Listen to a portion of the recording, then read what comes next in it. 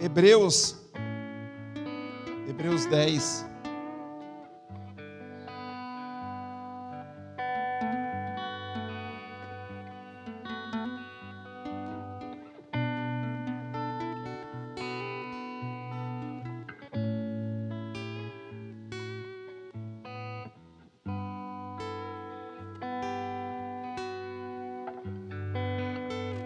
Hebreus é algo assim perfeito, na verdade, igreja. Toda a obra da palavra de Deus aqui é perfeita, mas a gente vai se apaixonando, né, pelos livros. Agora nós estamos lendo 1 Pedro, vigília dia 28. Vamos queimar aqui e vamos ter um período, né, de oração, de louvor, de adoração a Deus. E toda a igreja está no jejum, toda a igreja está ali no 1 Pedro, está comendo, mastigando, ingerindo, comendo de novo, né? Que Deus possa abençoar toda a igreja e que possa continuar nessa fé. Quando eu li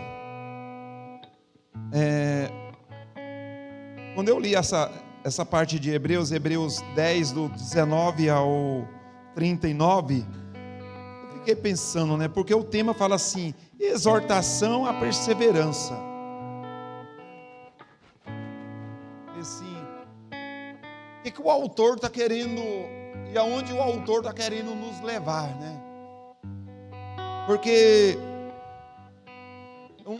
os livros da Bíblia, eles foram escritos há muitos anos. Diferentemente, a cultura, leitura, muito diferente da nossa. E a gente tem que entender o que ele estava tentando passar, né? Estava tentando passar para aquela igreja, para os crentes daquela época, né?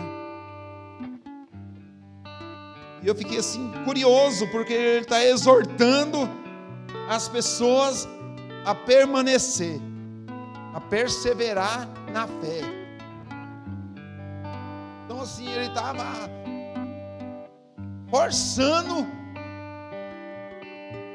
brigando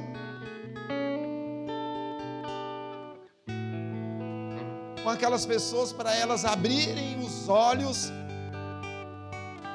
para que elas enxergassem, né, as coisas erradas e voltasse a praticar as coisas certas. Exortando em amor. E às vezes, por que a gente precisa vir na igreja? E aqui fala uma parte que a gente precisa congregar. É porque aqui na igreja nós somos exortados a permanecer na fé.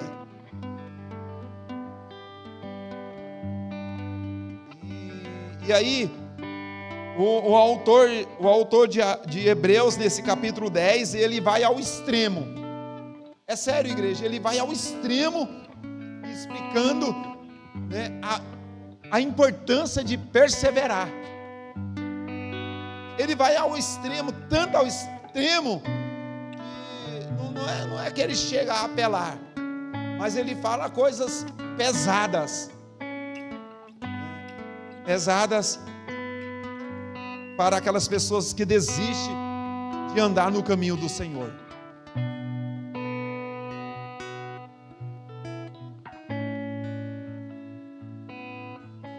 O autor de Hebreus, eu escrevi umas 2 linhas.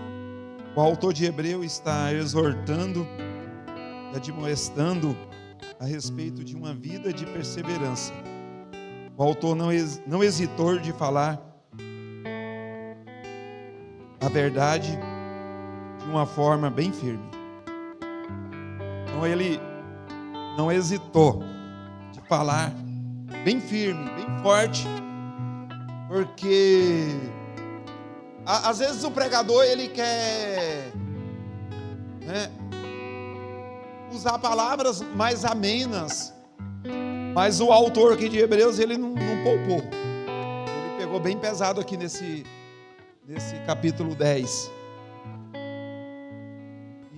eu estudei um pouquinho do 19 até o 39. Eu não vou ler todo, porque não vai passar muito tempo, mas eu escolhi alguns versículos e vou comentar alguns versos dessa parte do 19 ao 39.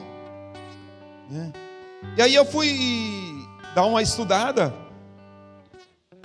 e o que fala a respeito desse livro de Hebreus. Ele não tem data, a data é indeterminada. Essa carta é uma carta anônima. Hebreus foi uma carta anônima. E ela foi escrita para os crentes hebreus. Amém? E ela foi escrita para os crentes hebreus. E ela foi atribuída, alguns falam que foi Paulo que escreveu, outros falam que foi Barnabé, outros falam que foi Lucas, outros falam que foi Apolo e outros. Mas provavelmente, eles chegam no consenso que provavelmente que tenha sido Paulo. Mas aí a gente fica em dúvida, porque talvez poderia ser Lucas, porque Lucas era filho na fé de Paulo e herdou muita coisa de Paulo, Mas isso não vai mudar muito e nem vai interferir muito na nossa vida espiritual, Por sinal, tem tantas coisas aí que as pessoas às vezes discutem que não vai interferir. Que o mais importante é você obedecer e seguir, firmemente o que está na palavra de Deus. O propósito da carta aparentemente foi escrita aos crentes hebreus que estavam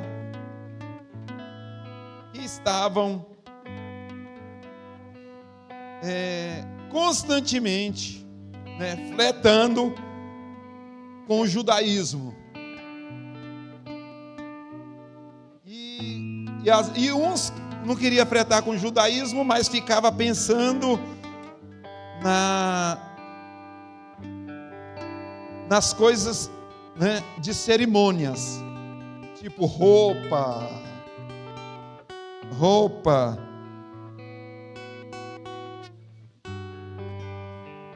Então eles queriam o quê? Eles queriam largar o cristianismo e voltar para o judaísmo. Então eles estavam querendo regressar, voltar. E aí o autor de Hebreus está exortando, eles, falando que não era para eles voltar mais para o judaísmo. E o judaísmo já não fazia mais parte do que eles criam, porque agora era o tempo do cristianismo.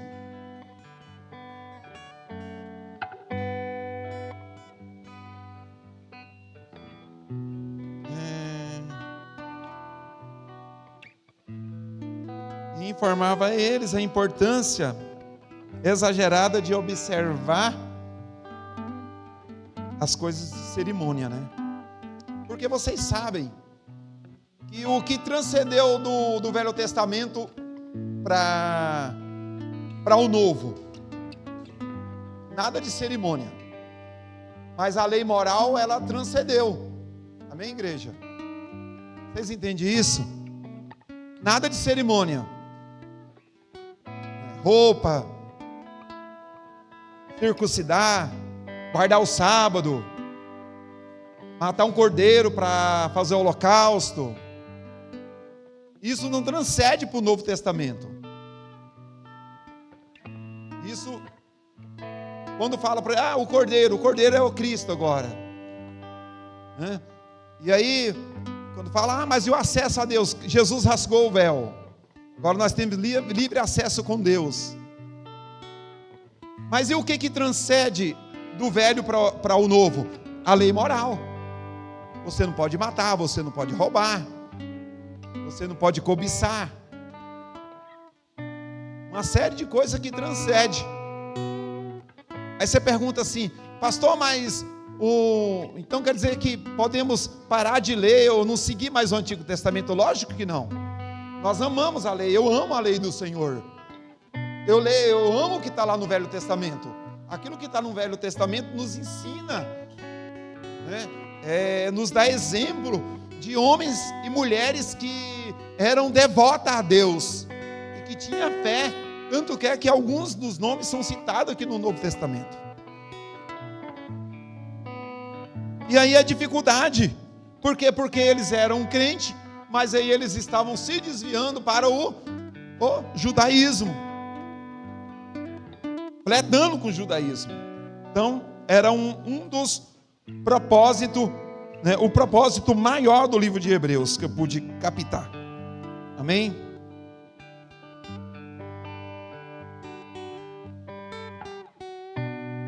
Principal propósito doutrinário do escritor era mostrar a glória transcendente da era cristã em comparação ao Antigo Testamento. Isso aqui é muito bom, gente. Ele está falando é isso que eu estou falando, de transcender. Então o autor estava mostrando o quê? O que estava transcendendo do Velho Testamento para o Novo. Aí fala lá do sacerdote, do sumo sacerdote real, que é Cristo, fala muito sobre Cristo, está falando muita coisa de Cristo. Então está falando do que é a glória agora, porque é maior. Por que é maior? Porque antes era só para um determinado grupo de pessoas, e era um espírito que vivia fora, que não tinha uma casa, que morava de quê? De templos, né? E aí transcendeu o quê? Que através da morte de Cristo, o Espírito de Deus passou a fazer morada em nós. Aí nós passamos a ser moradas celestiais, casa de Deus. Então ele tá mostrando, não sei se vocês conseguem ver isso. Então o autor está mostrando que a glória agora é maior do que vestir uma roupa bonita, do que fazer um holocausto, do que ter o santo do santo, entrar um sacerdote para ir falar com Deus e sair lá fora e pregar para o povo. Eu acho que toda essa cerimônia, tudo isso, eu também fico maravilhado com isso. É muito bonito isso, e tudo isso foi dado por Deus. E Jesus falou assim: olha, eu vim cumprir a lei. E Jesus cumpriu toda a lei. E ele falou: eu vos dou um novo mandamento. Se vocês cumprirem esse novo mandamento, vocês vão cumprir toda a lei e os profetas. Que é amar Deus sobre todas as coisas e o próximo como a si mesmo. Então, se eu amar a Deus de todo o meu entendimento, de toda a minha força, e amar o meu próximo, eu vou estar cumprindo toda a lei dos profetas. Vou estar cumprindo tudo aquilo que está na lei do Senhor. Mas alguém pode questionar. Mas não dá para questionar isso, igreja, porque foi o próprio Cristo que falou. E o próprio Cristo é a lei. Ele é o Senhor. Nós temos que entender isso. Aí você me pergunta assim: o judaísmo acabou? Não acabou não. É muito forte. É uma religião muito grande. E que tem pessoas hoje que se convertem ao cristianismo, conhecem a história de Israel, conhecem o Velho Testamento, conhecem o Novo Testamento, e aí depois fleta com o quê? Com o judaísmo, e vai para o judaísmo. Eu vi um pastor aí, ele pregava, nossa, o moço pregava demais, acabou indo para o judaísmo. Parece que ele saiu, porque ele se arrependeu e voltou de novo para o cristianismo. E isso era muito forte. Então, assim, basicamente o que eu quero falar? Eu quero falar que não está comparando, não está falando em transcender. Está falando que transcender é o quê? É aquilo que passou do Velho Testamento e que veio para nós, para o Novo Testamento.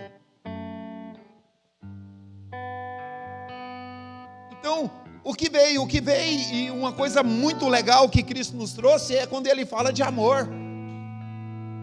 É amar a Deus, amar o próximo. Porque as pessoas, elas esqueceram de amar. Esqueceram de amar a Deus, esqueceram de amar as pessoas, e elas estavam preocupadas com o quê? Com o rito, com a cerimônia, com a religião, em fazer, e o amor foi apagado. Então, o que herdamos é muito grandioso. O que Jesus falou para aquela mulher samaritana: você pode orar agora e adorar em qualquer lugar. Você não precisa sair daqui lá para Israel, lá no Monte das Oliveiras, para receber alguma coisa. Você pode subir ali no Monte da Hebe, no Monte da Luz. Você pode vir para a igreja orar nas terça-feiras. Não tem dia e nem lugar, e isso é maravilhoso, igreja. E isso significa que nós temos o acesso. Nós temos o acesso às coisas de Deus, a facilidade de acessar o reino de Deus. E se sinta feliz porque você está aqui. Se sinta alegre porque você está aqui. Porque a palavra de Deus fala que o vosso nome está sendo rolado nos céus. Isso, se você imaginar o que seja,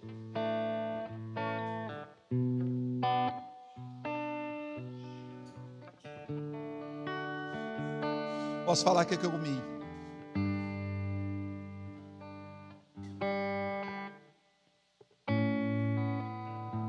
Amém, igreja? Talvez você fale assim: nossa, eu queria ser um Elias, eu queria ser um Eliseu, né?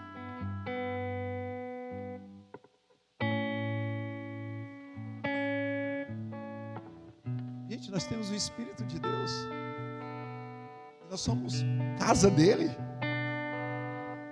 somos a morada de Deus agora, não é mais na arca.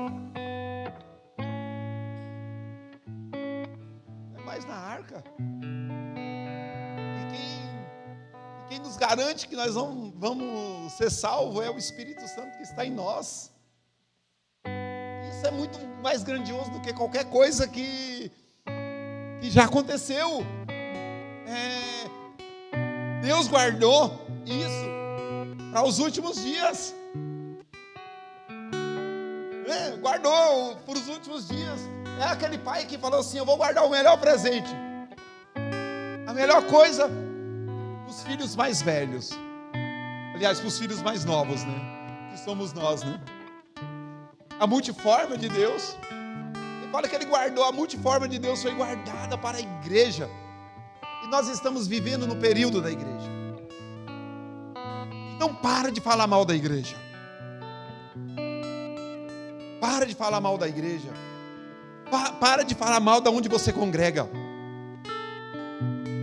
Para de falar mal das outras igrejas. Gente, eu vejo umas pessoas aí falando mal, principalmente das igrejas pretas. Como incomoda com a gente. Eu não falo de ninguém. Cada um faz o seu serviço, faz o seu trabalho. Eu sei do que eu tenho crido e eu sei o que eu tenho pregado. Agora ficam falando mal das igrejas, parece que quer que as igrejas pretas todo mundo vai lá para a igreja deles, só eles que estão certos. Vou dar um tempo, né? Eu vou pintar de branco aqui qualquer dia, um mês de igreja branca, não vai mudar nada. Não vai mudar nada. O ruim era se a gente mandasse mudar a Bíblia. Não é verdade, igreja? Nada. E essas cores têm incomodado tantas pessoas. Ixi, eu já até vou ver menos. Eu fico colocando no Facebook, ver menos. Falando mal da igreja preta.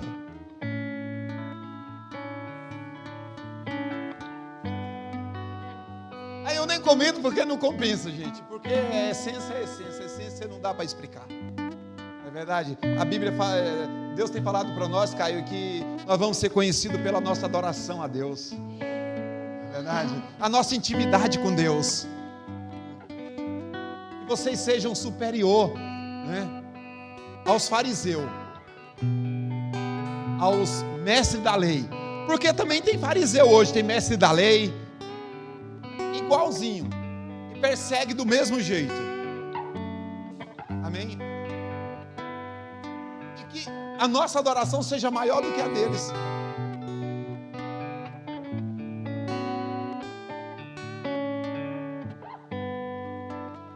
Um comentário rápido. Vou comentar o verso 19 ao 23.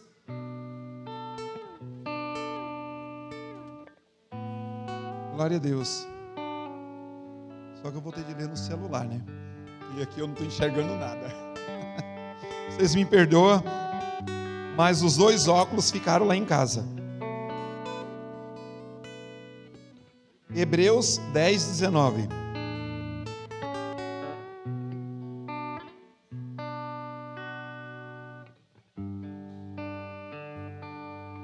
Portanto, irmãos, por causa do sangue de Jesus, podemos entrar com toda a confiança no lugar santíssimo.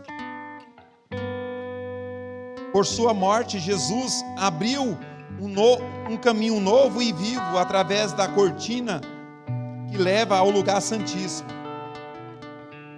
E uma vez que temos o sumo sacerdote que governa sobre toda a casa de Deus, entremos com o coração sincero e plena confiança, pois nossa consciência culpada foi purificada e o nosso corpo lavado com água pura. Apeguemos-nos firmemente, sem vacilar, à esperança que professamos por Deus, porque Deus é fiel para cumprir toda a sua promessa. Então vamos ler o 23 de novo. Apeguemos-nos firmemente, sem vacilar, à esperança que professamos, porque Deus é fiel para cumprir a sua promessa. Então nós vamos ler até o 23, a cumprir. Então, o que eu vou fazer? Comentários sobre esses 1, 2, 3, 4, 5 versos. O que está falando basicamente nesses 5 versos? Está falando do acesso que nós temos a Deus, porque o véu foi rasgado. Está falando que Cristo é a porta. Cristo é a porta de todas as coisas. Não tem outra porta não, tá, irmão? Que Ele está falando da encarnação dele também, né? Que Ele deixou a sua glória, saiu do céu, né? Deixou a presença de Deus e se tornou homem, né? E habitou no meio de nós. E se você achar que isso é pouco, eu não sei o que eu posso fazer para te agradar. Uma pessoa que está no lugar perfeito, né? Que não precisa nem de ar-condicionado, e vem para o lugar, né? Viver ao extremo como Cristo veio, né? Está falando da encarnação dele. E aí está falando também que o véu rasgou. Aí ele está falando do véu, está falando da igreja que ele deixou. E um acesso que eu queria ler, que está falando de acesso, está escrito lá em 1 Pedro 3,12. Vamos ler?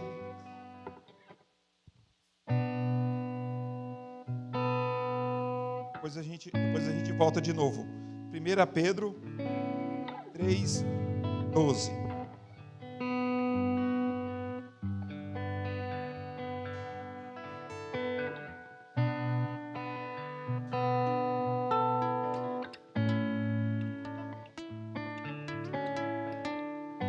Os olhos do Senhor estão sobre os justos, e os seus ouvidos abertos para as suas orações.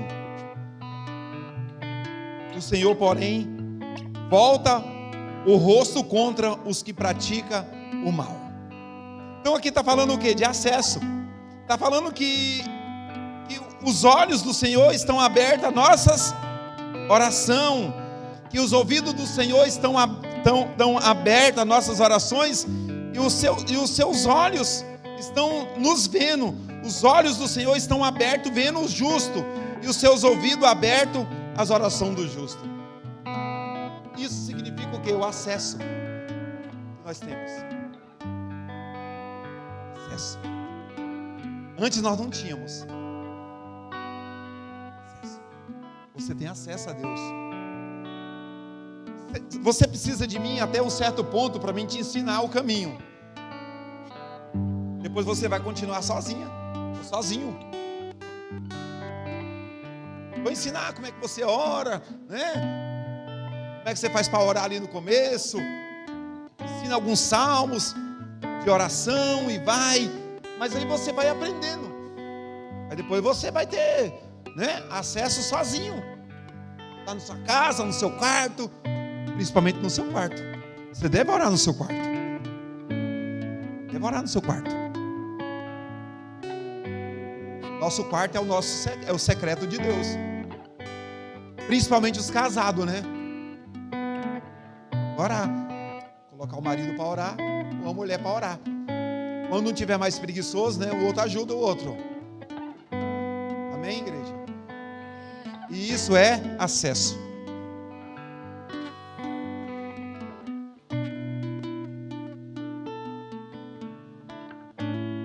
Solteiro também pode. Solteiro também pode orar, né, pastor? Não tem problema não, né?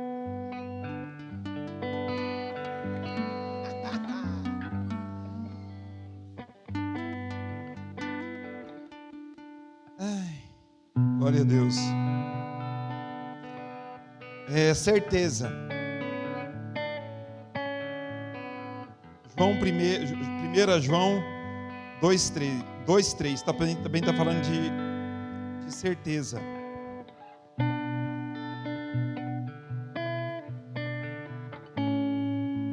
João 2:3.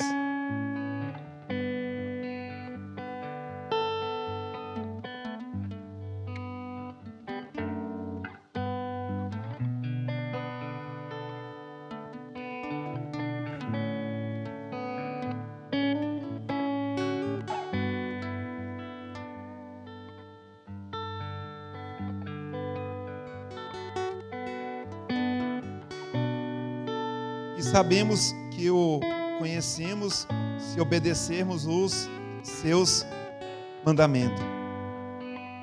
Uma palavra engraçada, né, que completa essa aqui. Jesus falou assim para eles: nossa, vocês falam que eu sou o seu Senhor, que vocês me amam, mas vocês não obedecem o que eu falo.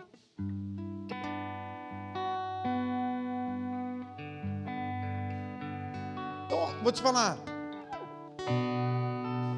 Você não pode falar que é cristão se você não obedece a palavra. Você não pode falar que você é um seguidor de Cristo se você não obedece o que Ele deixou, os mandamentos dEle.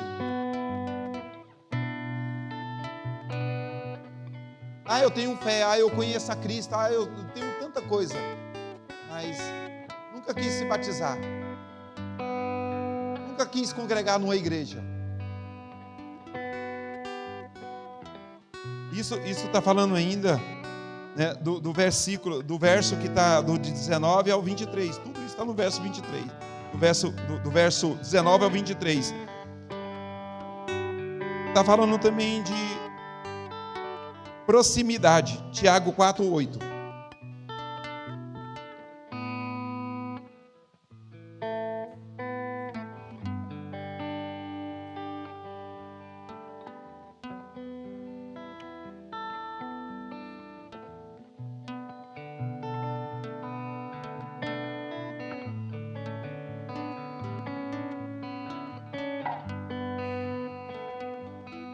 A proximidade é uma exortação, igreja, que o autor está levando. Aproxime-se. Acharam? Aproxime-se de Deus e Ele se aproximará de vocês.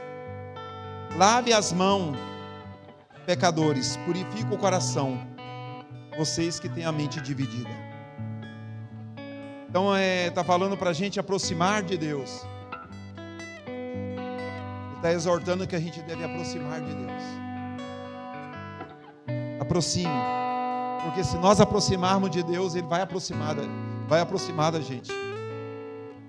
E aí a gente chega sempre com Deus com a mente dividida, não é verdade? Quem não chegou na igreja e ficou olhando as paredes? Se tinha alguma foto, se tinha alguma coisa escrita, né? É normal a pessoa chegar e começar a julgar a igreja pela decoração da igreja, não é verdade? Essa igreja aqui não é muito certa não, aquela caixa é preta. Aquele computador ali deveria ser branco. Então tem alguma coisa que está querendo dizer. Fica aquele miticismo assim, né? Bobo, né? E a gente fica sempre com o pé atrás. Eles estão certos ou estão errados? Eles estão com a verdade ou eles são uns malfeitores? Ou estão querendo levar só o meu dinheiro? A pessoa nem tem. É verdade ou não é? O pastor está querendo me roubar, mas a pessoa nem tem.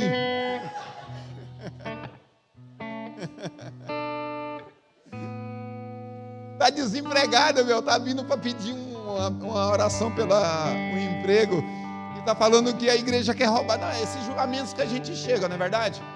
É verdade ou não é, igreja? Fala sério, né? A gente sempre fica julgando as coisas pela aparência. E aí ele está falando, não, gente. Aí o autor está falando, aproxime-se a Deus e Ele vai aproximar de vocês.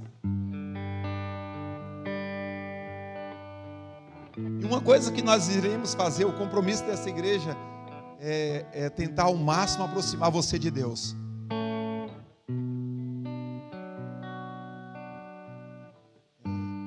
Você viva um evangelho de contemplação.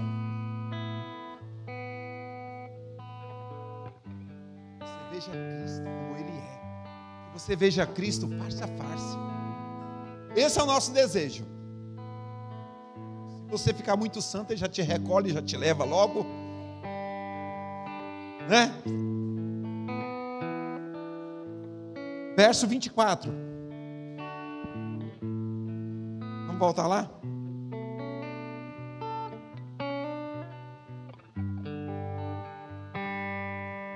Meu Deus. Aqui, 24. Apeguemos-nos firmemente, sem vacilar, a esperança que professamos, porque Deus é fiel para cumprir sua promessa. Apeguemos-nos firmemente, sem vacilar. Tudo que Deus prometeu, Ele vai cumprir. Pode acreditar. Pode acreditar. E aí, esse verso 24 está falando o quê? Está falando para a gente continuar fazendo as boas obras. Verso 25. Eu não coloquei todos os versos porque ia ficar muito grande, extensa a palavra. Verso 25. E não nos deixamos de nos reunir. Outra palavra está falando de congregar. Como faz alguns, mas encorajai-nos mutuamente, sobretudo agora que o dia está próximo.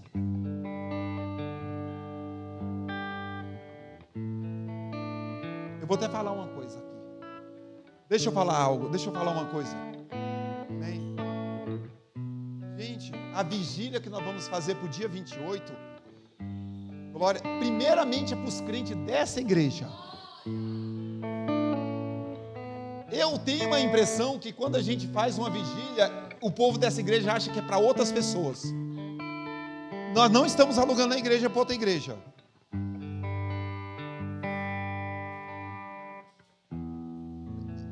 É para vocês.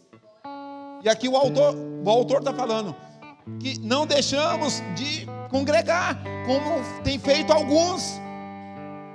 E como está falando de perseverança, quando você tem uma luta, a primeira coisa que você faz é o que, igreja? Sair da igreja, parar de vir na igreja. É verdade ou não é? Quem concorda? É verdade ou não é? Eu não sei aonde vocês vão. Procurar o quê? Está doente? Não fala para o pastor, não pede oração. Sofre sozinho e depois reclama que está abandonado.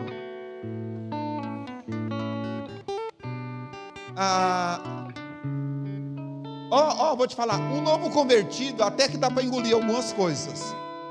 É verdade. Agora, crente velho, chorão. Gente, a gente deve chorar para Deus, não deve chorar pelas lutas, não. Nós temos que gloriar nas nossas lutas. Estou passando a luta, mas ela é devagar e eu vou vencer. Não é gloriar na hora que você está com saúde, que você está com dinheiro. Às vezes a pessoa mostra uma pacoteira de dinheiro, mas só você sabe que é tudo para pagar a conta.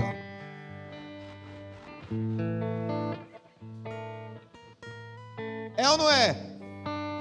E Paulo fala, nós temos que gloriar nas nossas fraquezas. Não temos que nos exaltar. E aí as pessoas acham que o pastor deve ter uma bola de cristal. Eu vou comprar uma lá na 25 de março. Onde está fulano?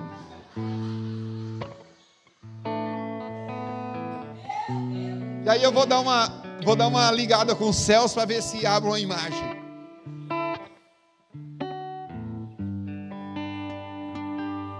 Mas tudo isso por quê? Porque o autor está falando, porque vocês pararam de congregar.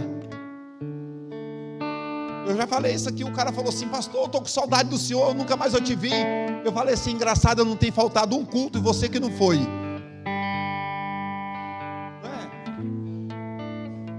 Bom, o que eu posso puxar na orelha mais de vocês? Bom, sobre a vigília, eu quero os crentes da igreja aqui.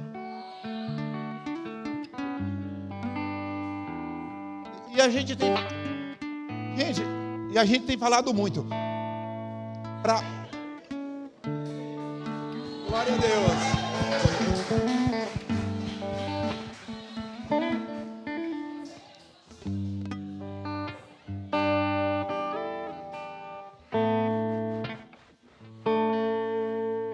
As mulheres, não inventa de fazer faxina no dia da vigília. Porque 9 horas da noite a pessoa desceu tudo do armário e está lavando, aí não vem para a vigília. Então esquece faxina nesse dia. Os homens, inclusive eu, não vai fazer obra. Precisa ter uma preparação para ir para a vigília, igreja. Precisa descansar, precisa comer bem. Ninguém vai jejuar no dia da vigília. Oi? Nesse dia você guarda o sábado. Não, é sério, é uma orientação, né? Você precisa dormir, descansar, para você chegar aqui vivo, igreja. Não dormir aqui na vigília, né? Então é isso, essas orientações. E evita, né?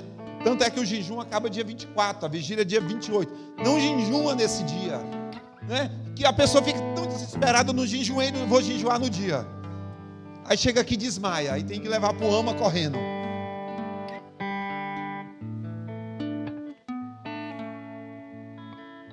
Verso 26 e 27. Acho que esse é o mais pesado.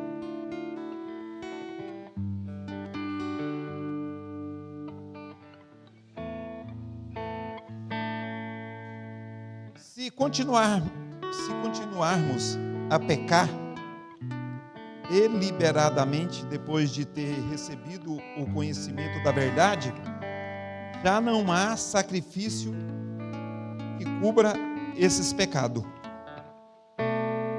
Há somente a assustadora expectativa do julgamento e do fogo intenso que consumirá os inimigos. É isso que o autor estava falando. Se nós abandonarmos a nossa fé, ele está falando o quê? Que o sacrifício de Cristo não tem mais efeito para você, nem para mim. E só fica o quê? A assustadora expectativa do julgamento que vai vir com fogo intenso e vai consumir os inimigos de Deus. O que acontece? Quando a gente deixa de seguir a Cristo, de perseverar, a gente passa a ser automaticamente inimigo de Deus. Ah, pastor, mas eu quero desviar e não quero ser inimigo de Deus. Falei, difícil. Porque Deus não ama aquele que conhece a Ele, conheceu o dom, conheceu o Espírito Santo, falou em língua, foi batizado, e aí vai para o pecado. Vai para o mundo. Porque quem ama o mundo, mais do que a Deus, é inimigo de Deus. Então, igreja, quando a gente deixa de perseverar, o autor está falando que a gente anula toda a obra que Cristo fez. Não para mim, para você. Entende? A pessoa que deixou de perseverar. Então é o que eu falo. Você não foi chamado aqui para você viver uma semana depois do batismo, crente. Você não foi chamado para viver 1 ano, 2 anos, 10 anos, 30 anos na presença de Deus. Não, Deus te chamou para a eternidade. Deus te chamou para você morar a eternidade com Ele. Não, igreja, não pense baixo. Não pense de vir aqui procurar um serviço para Deus te abençoar, para te dar um serviço. Não vem aqui para você ser curado, ou para você ser curado de uma solidão que está no seu coração. Não. Não, Deus tem algo maior para vocês. Foi o que Ele falou. O que transcende para nós é muito maior, porque nós não tínhamos direito a nada, nós éramos gentios, e nós estávamos, o que estava sobre nós era um jugo de morte, de condenação, mas Cristo reverteu o nosso quadro. Cristo nos reconciliou, não foi com o diabo não, igreja. Cristo nos reconciliou com Jesus, com Deus que está no céu. Por quê? Porque nós éramos inimigos de Deus. E aí Jesus falou assim: Senhor, Pai, dá um jeito aí, né? Vamos acertar com esses pecadores aí. Então Cristo fez o que? Ele nos reconciliou com Deus. E aí o que acontece quando a gente volta a praticar as velhas obras? A gente... Cadê a palavra, meu Deus? Desconcilia. Eu falei, será que essa palavra tem na língua portuguesa? Tem. É o antônimo de reconciliação. Então Jesus reconciliou você com Deus. Aí você volta a praticar as velhas obras, você desconcilia. Tanto que você é poderoso. Você consegue desfazer uma obra que Cristo fez. Vocês entendem isso, igreja? O irmão riu ali, né, irmão? Vocês são fortes. Nós somos fortes, né? Mas para o lado errado. Olha, gente, vou te falar, para fazer o errado nós somos profissionais. Nós somos bons. Não é não, pastor? Para matar, roubar, fazer alguma coisa, fumar, destruir, falar mal de alguém, nós somos rapidão. Eu já falei, o tanto que é difícil dar uma cesta para uma pessoa, né? Porque você tem que ir no supermercado comprar, levar na casa da pessoa. O trem pesado é cesta, não é verdade? Eu falo, fazer o bem é difícil. Agora fazer o mal é fácil. Ah, deixa morrer. Não é verdade? Muito mais fácil falar, deixa morrer. Então, não desconcilie as coisas que Deus fez. Porque Ele nos reconciliou. Estou acabando. Ai, meu Deus. Apostatam, apostasia. Paulo falou que nos últimos tempos muitas pessoas iam apostatar da fé. É o ato de apostasia. eu faço sempre uma reflexão, sempre da minha vida espiritual.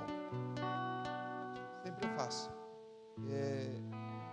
E a coisa melhor que tem é a gente julgar a gente mesmo. Você tem que julgar você. Paulo fala lá em 1 Coríntios, se nós julgássemos nós mesmos, nós não seríamos condenados. Pode julgar, pode falar, você não é o cara. Você não é o cara. Você não é melhor do que ninguém. Eu tenho que melhorar nisso, naquilo. Eu preciso orar mais, eu preciso jejuar mais. Eu estou falando muito palavrão. Eu não estou indo na igreja. Eu estou tratando minha mulher mal. Eu estou tratando meus filhos mal. Eu estou tratando os funcionários mal. A Amanda fica rindo, né? Que eu trabalho com ela, né?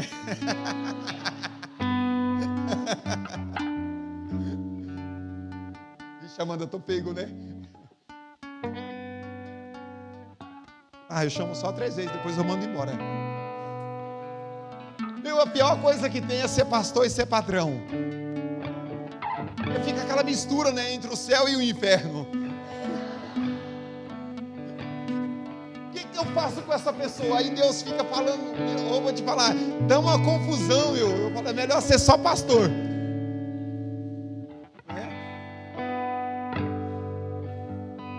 Aí eu não tenho ido na igreja.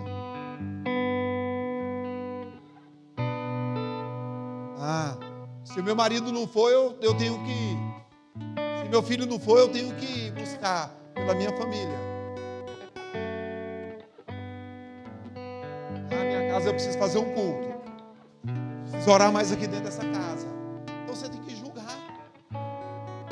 Julgar você mesmo. Puxa, já tem 3 Santa Ceia que eu não bebo.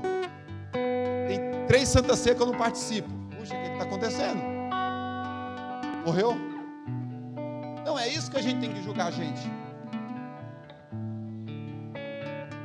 A última Santa Ceia foi no ano passado. Mas vou te falar, você sabia também que se alguém aqui num dia de Santa Ceia não tomar a ceia, ninguém pode julgar a pessoa também? Porque ela é Deus, ela está com Deus, você não tem nada a ver com isso. E também não vai ficar perguntando se a pessoa está em pecado, não é verdade? É particular que a pessoa tem. Só que também não pode ser uma coisa eterna, né? Agora não vai tomar mais ceia.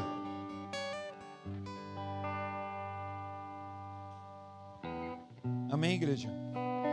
Era isso.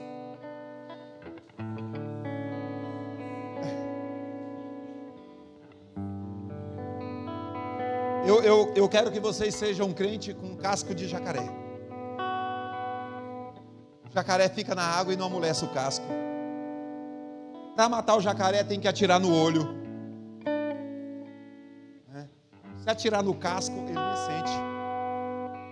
E olha que está de molho dentro da água. Não pode ser crente casca de ovo. Como é que é? Crente casquinha? Tem que ser um crente fervoroso, pacientoso, bondoso, que ama perseverar. Aqui fala também, não se considerando melhor do que os outros. Eu não sou melhor do que você, você não é melhor do que eu não sou mais espiritual do que você. Eu tenho minha intimidade com Deus, você tem a sua. Eu também não quero saber se a sua é maior do que a minha intimidade. O importante é que você tenha intimidade com Deus. Amém? Pode exortar mais? Venha na vigília. Venha na oração de terça-feira. Não é verdade, igreja? Não seja como alguns de costume. Deixa de vir congregar. Fechamos nossos olhos. Dá para julgar você mesmo aí? Julga você mesmo aí. Fala aí o que está faltando para você. Eu não tenho nem lido a Bíblia, Jesus. Eu não tenho nem orado direito. Eu só vou na igreja quando tem um churrasco. Brincadeira. Não, mas é para julgar você mesmo. Se você julgar você mesmo, Paulo fala que você não vai ser julgado. Porque a Bíblia fala que quem conhece o espírito do homem melhor do que ele é ele mesmo. Eu não conheço o que está no seu espírito. Eu não conheço o que está no seu coração, mas você conhece. Vamos lá.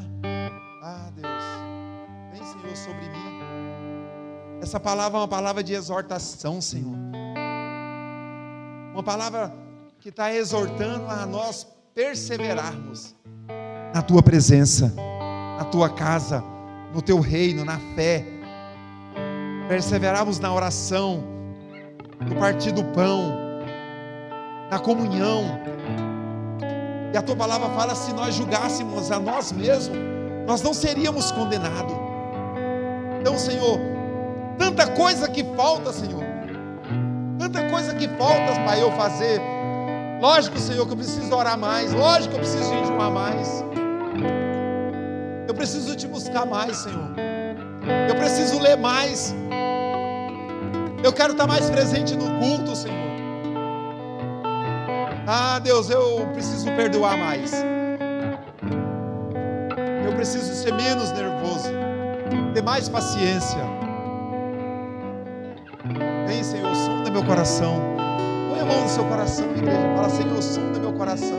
E se tiver alguma coisa demais, tira, Senhor. Tira, Senhor, do meu coração. Aqui a própria palavra está falando que foi lavado com águas purificadoras nosso coração. E isso que está falando, Senhor, em Hebreus, venha surgir efeito sobre a minha vida. Meu Deus, eu Te peço, Pai, em nome de Jesus, em nome de Jesus.